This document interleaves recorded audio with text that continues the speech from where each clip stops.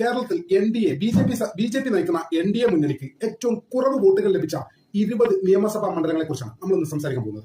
20ാം സ്ഥാനത്തുള്ളത് മലപ്പുറം ജില്ലയിലെ മങ്കട മണ്ഡലത്തിലാണ്. ആ മണ്ഡലത്തിലാണ് ബി.ജെ.പി നയിക്കുന്ന എൻ.ഡി.എ മുന്നണിക്ക് ലഭിച്ച വോട്ട് കേവലം 9,933 വോട്ടുകൾ മാത്രമാണ്.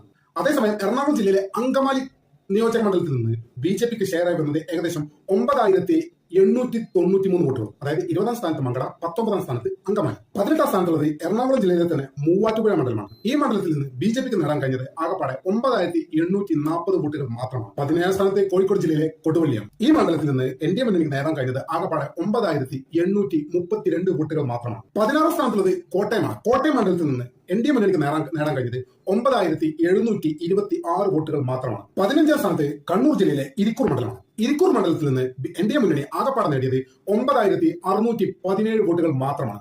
14ാം സ്ഥാനത്തുള്ളത് ഇടുക്കിയാണ്. ഇടുക്കി മണ്ഡലത്തിൽ നിന്ന് എൻ.ഡി.എ മുന്നണിക്ക് നേടാൻ കഴിഞ്ഞത് 9,410 വോട്ടുകൾ മാത്രമാണ്. 13ാം സ്ഥാനത്തുള്ളത് ഇടുക്കി ജില്ലയിൽ തന്നെ പീരുമേട് മണ്ഡലമാണ്. പീരുമേട് മണ്ഡലത്തിൽ നിന്ന് ബി.ജെ.പി എൻ.ഡി.എ മുന്നണിക്ക് ആകപ്പാടെ നേടാൻ കഴിഞ്ഞത് 9,218 വോട്ടുകൾ മാത്രമാണ്. 12ാം സ്ഥാനത്തുള്ളത് മലപ്പുറം മണ്ഡലമാണ്. മലപ്പുറം മണ്ഡലത്തിൽ നിന്ന് എൻ.ഡി.എ മുന്നണിക്ക് ആകപ്പാടെ നേടാൻ കഴിഞ്ഞത് 9,127 വോട്ടുകൾ മാത്രമാണ്. 11ാം സ്ഥാനത്ത് മലപ്പുറം ജില്ലയിലെ തന്നെ ഏറനാട് മണ്ഡലമാണ്. ഈ മണ്ഡലത്തിൽ നിന്ന് ബി.ജെ.പിക്ക് ആകപ്പാടെ നേടാൻ കഴിഞ്ഞത് 8,827 വോട്ടുകൾ മാത്രമാണ്.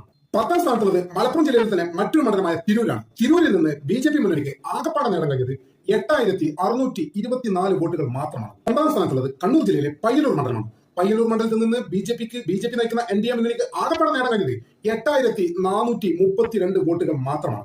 8ാം സ്ഥാനത്തുള്ളത് പേരാവൂരാണ്. കണ്ണൂർ ജില്ലയിൽ തന്നെ പേരാവൂരിൽ നിന്ന് ബി.ജെ.പി മുന്നണിക്ക് ആകപ്പാടെ നേടാൻ കഴിഞ്ഞത് 8,020 വോട്ടുകൾ മാത്രമാണ്. 7ാം സ്ഥാനത്തുള്ളത് കാസർഗോഡ് ജില്ലയിലെ തൃക്കരിപ്പൂരാണ്. ആ മണ്ഡലത്തിൽ ബി.ജെ.പിക്ക് ആകെ നേടാനായത് 7,837 വോട്ടുകൾ മാത്രമാണ്. 6ാം സ്ഥാനത്തുള്ളത് കോഴിക്കോട് ജില്ലയിലെ തിരുവമ്പാടി മണ്ഡലമാണ്. തിരുവമ്പാടി മണ്ഡലത്തിൽ നിന്ന് ബി.ജെ.പിക്ക് ആകെ നേടാൻ സാധിച്ചത് 7,380 വോട്ടുകൾ മാത്രമാണ്. 5ാം സ്ഥാനത്തുള്ളത് മലപ്പുറം ജില്ലയിൽ തന്നെ പെരിന്തൽമണ്ണ മണ്ഡലമാണ്. പെരിന്തൽമണ്ണ മണ്ഡലത്തിൽ നിന്ന് ബി.ജെ.പിക്ക് ആകെപ്പാടെ നേടാൻ സാധിച്ചത് 7,240 വോട്ടുകൾ മാത്രമാണ്.